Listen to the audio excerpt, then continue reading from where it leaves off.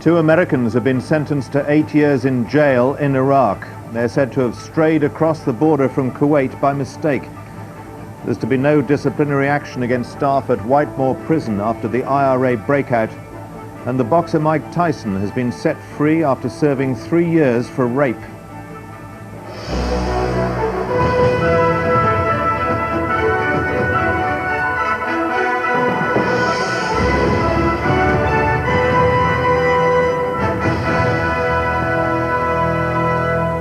Good evening. The two Americans being held in Iraq after crossing the border from Kuwait have been sentenced to 8 years in prison for entering the country illegally. The White House has said there's no justification for the sentences and called for their immediate release. David Daliberti and William Balloon were arrested in the demilitarized border zone between Kuwait and Iraq on March the 13th. At the time, they were apparently trying to visit friends when they inadvertently strayed onto the Iraqi side. After being turned back by a UN patrol, they attracted the attention of the Iraqis, who arrested them. The International Committee of the Red Cross in Baghdad, at America's request, has been trying to clear up the matter and secure the men's release. But after their trial today, both men were sentenced to 8 years in prison for illegally entering Iraq. No US officials were present during the court hearing. The State Department has condemned the sentences, saying, "We are making it clear that Iraq has nothing to gain through this obvious, misguided attempt to take advantage of two Americans," and added Mr. Balloon and Mr. Daliberti should be released immediately. David Daliberti's wife and other relatives of both men have been waiting anxiously for news and still have no clear picture of their condition in jail. Comments from the Iraqi trade minister yesterday that the Americans should move to lift trade sanctions imposed following the Gulf War suggest that the harsh sentences imposed on the men is tied to this issue. Clive Myrie, BBC News. Well, I'm joined now from Washington by our correspondent there, Bill Turnbull. Bill, how seriously is the White House taking this? The White House will be taking it very seriously. The State Department today said there's no justification whatsoever for the action taken by Iran. They've warned over the past couple of days that any delay by Iraq in releasing these two men could make the situation much more serious.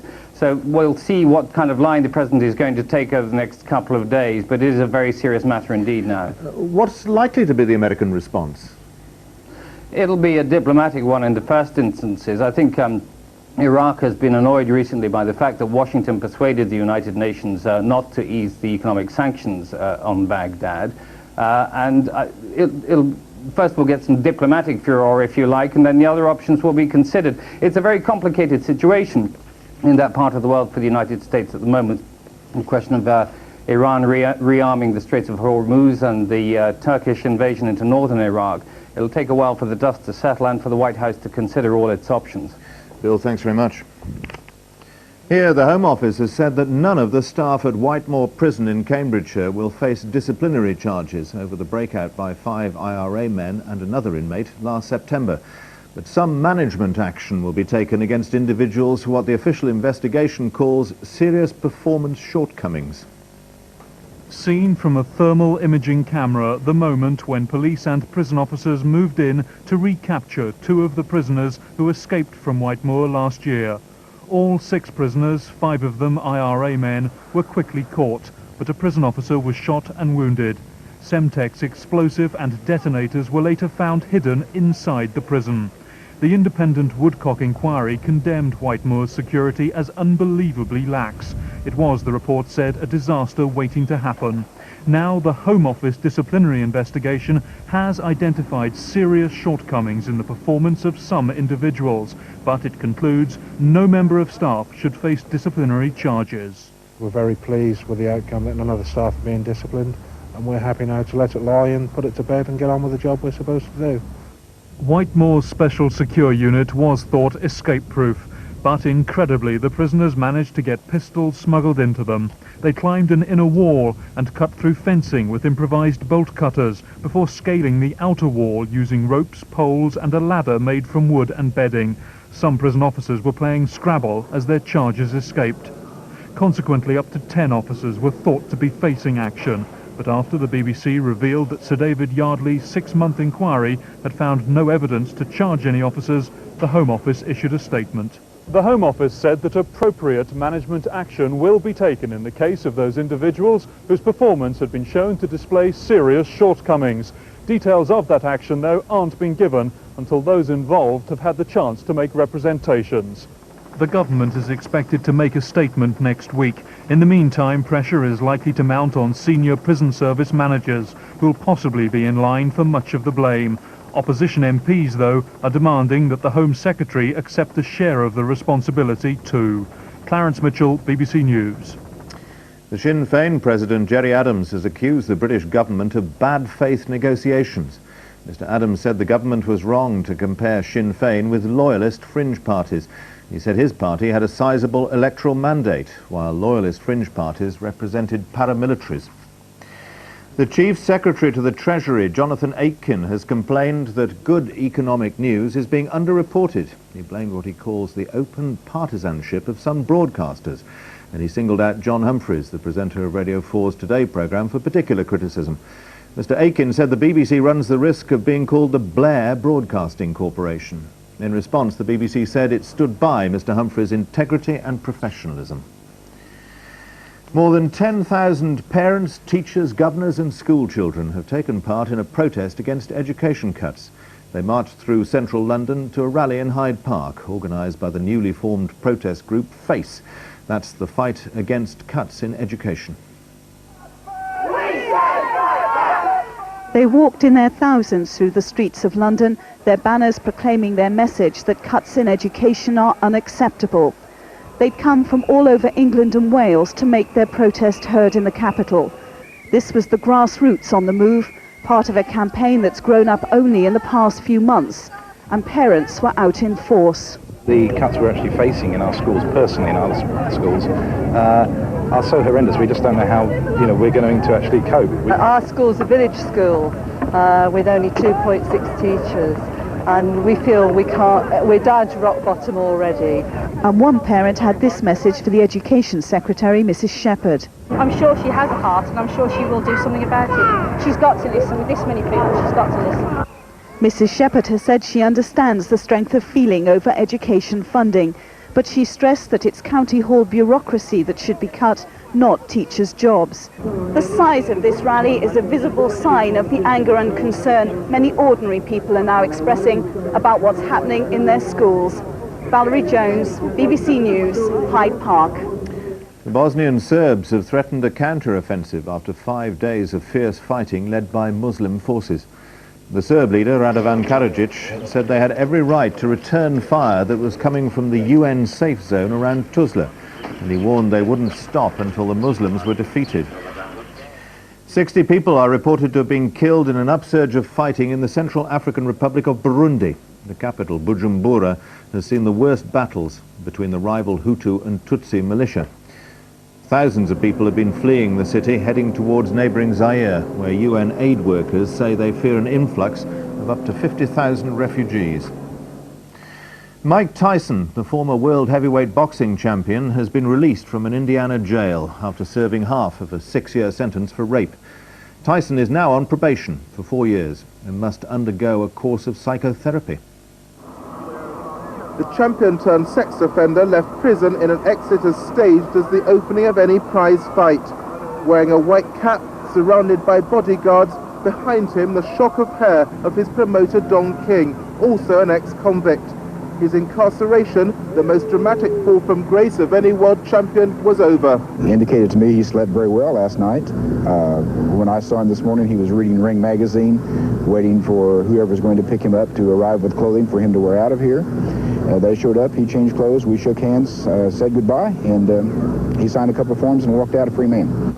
A couple of hundred spectators cheered. In a statement, Tyson thanked his supporters and said he was very happy to be out and on his way home. Tyson, still avoiding questions, drove to a nearby mosque where a special prayer service took place. He's said to have become a Muslim in prison and taken the name Malik Abdul Aziz. Desiree Washington, the woman Tyson raped, is pursuing a civil damages suit against him. Mike Tyson has now flown in a private jet to his home in Ohio, where he'll consider when and against whom to resume his boxing career. Although Mike Tyson's finished his prison sentence here, he's on probation for 4 more years must undergo counselling and do hundreds of hours of community service. Whatever his future in boxing, the rape conviction will always be a shadow over his past. Wesley Kerr, BBC News, Indiana. And now with news of yet another Rugby League Challenge Cup win for Wigan and the rest of the sport, here's Rob Bonnet. Yes, Wigan are through to the final of Rugby League Silk Cut Challenge Cup once more after a 48 points to 20 win over Oldham. Wigan have won the trophy for the last 7 years, and this afternoon they extended their remarkable unbeaten run to 41 matches in a game that produced 13 tries. Oldham were the last club to beat the seemingly perpetual holders of the cup way back in 1987, but there was never the chance of a repeat performance from the moment their defence parted obligingly to allow Dennis Betts a clear run to the line. Oldham's unceasing enterprise and endeavour, however, did make it a memorable match, their approach epitomised by Adrian Bell, momentum and determination somehow carrying him over the line for a try that briefly suggested a closer contest. Such a prospect disappeared before half-time as Wigan crossed for 3 more tries, including one from Sean Edwards that looked the product of a forward pass. Already 16 points ahead, Wigan started the second half in irresistible fashion, even Stevenson's blatant trip on Tuigamala failing to stop the giant Western Samoan extending their lead. It started a cavalcade of 6 tries, 3 apiece, in 20 minutes, with the best, undoubtedly, an exceptional solo effort from Gary Connolly that completed a hat-trick of the highest calibre. Oldham were never demoralised, their spirit personified again by Bell with another brave dash for the corner, but by now it was all a diverting sideshow. Wigan were on their way back to Wembley for their 8th successive final. Barry John Mather's last-minute concluding try, though superfluous, a reminder that if anyone's to wrest the trophy from their grasp, they'll have to outplay them for every one of the 80 minutes. Kevin Geary, BBC News. Leicester are the new leaders this evening of Rugby Union's Courage League Division 1. They won by 12 points to 6 at West Hartlepool, while this morning's leaders Bath lost 11-10 at Wasps. Wasps were 3-0 ahead through a Rob Andrew penalty when they scored their only try, the strength of their pack producing an obscured touchdown awarded to lock Matt Greenwood. Wasps increased their lead to 11-0 early in the second half, and Bath were facing their first defeat since November 1993. Lacking a number of their star players, they eventually came to within 1 point of Wasps through a converted try by Richard Butland.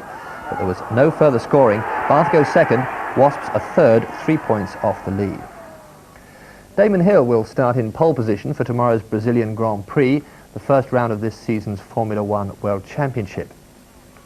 In today's final qualifying session, Hill couldn't improve on his fastest time set yesterday in his new Williams Renault, but that was still enough to take pole. The world champion Michael Schumacher will start just behind him on the grid, despite suffering another accident this afternoon. After crashing heavily yesterday, Schumacher again lost control of his Benetton Renault, this time on a wet track. The German wasn't hurt and later went on to drive the second fastest lap in qualifying. There was no Premiership action today, but in the NC League First Division, Tranmere have missed the chance to go top. They were beaten 2-1 at Millwall, for whom the England international Kerry Dixon scored the first goal. Shortly afterwards, Millwall made it 2-0 through Andy Roberts. Tranmere were facing their 10th away defeat of the season, but could only manage a consolation goal from Chris Malkin. Their promotion hopes have suffered as a result. So Middlesbrough will go 4 points clear at the top if they beat Port Vale tomorrow. Bolton go above Tranmere on goals scored after drawing at Portsmouth. Sheffield United drew 1-1 with Reading. Wolves didn't play. The first big race in the flat racing calendar, the Lincoln Handicap at Doncaster, has been won by the 33-to-1 shot Roving Minstrel, ridden by Kevin Darley. In the final stages of the race, Roving Minstrel, in the pale blue colours, was just one of several horses in with a chance of victory. Peter Bromley takes up the commentary. And on the stand side, still Roving Minstrel. Over on the far side, there's a complete race. Mr. Martini. And on the stand side, it's a photograph between Roving Minstrel and Moving Arrow and Mr. Martini. 3 horses. Kenya won their 10th successive Men's World Cross Country Championship this afternoon at Durham. Their national champion Paul Tergat made the decisive break 2/3 through the race to finish in 34 minutes 5 seconds. Kenya's Ismail Karui came in second, just ahead of Hisu of Morocco. Ireland's Katerina McKiernan was runner-up for the 4th time in the women's race to Ethiopian Deratu Tulu. Britain's Paula Radcliffe slipped from 6th to 18th place on the last lap. And despite their failure to secure the top 2 individual places, Kenya also won the women's team event. Michael. The Queen is flying home tonight after her 6-day tour of South Africa. She said the visit was one of the most outstanding experiences of her life. Speaking at a lunch in Durban, she said she'd been saddened by the violence that had racked the country and hoped it would now benefit from a climate in which violence and fear were absent. Durban's elegant city centre came to a standstill as thousands of people gave the Queen a welcome she says she will never forget.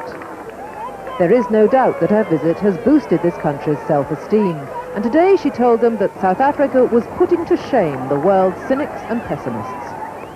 You have rounded off quite splendidly what has been one of the outstanding experiences of my life. I want to take this opportunity to thank you and all South Africans for asking us to come and for allowing us for a week to take part in the great act of reconciliation and rebuilding in which you are engaged. South Africa's farewell to the Queen was as spectacular as the welcome had been a week ago. Beneath the night sky, Zulu dancers put on a display not only for their royal guests, but for their president. Mr. Mandela has throughout set the tone for this visit, and tonight he said it had set the seal on South Africa's new international standing. I think it will remain for a long time to have been one of the most significant events in entrenching democracy in this country. In keeping with Zulu custom, the Queen was presented with a gift of a pedigree bull, which, according to tradition, she's required either to wrestle to the ground or chase until it drops from exhaustion. It was not perhaps surprising that she chose instead to donate it to a research centre here. This return to South Africa has been a voyage of immense nostalgia for the Queen. She has personally welcomed them back into the Commonwealth, and by word and deed she has emphatically endorsed their new democracy. For almost 50 years, she has wanted to revisit the country she first saw with her father. As she left tonight, she said she was taking with her an old message in a new form, that faith can move mountains and recreate a nation. Jenny Bond, BBC News, Durban. And tonight's main news again. Iraq has jailed 2 Americans for 8 years for straying across the border from Kuwait. The White House has called for their immediate release. That's all from the newsroom tonight. From Rob and from me, good night.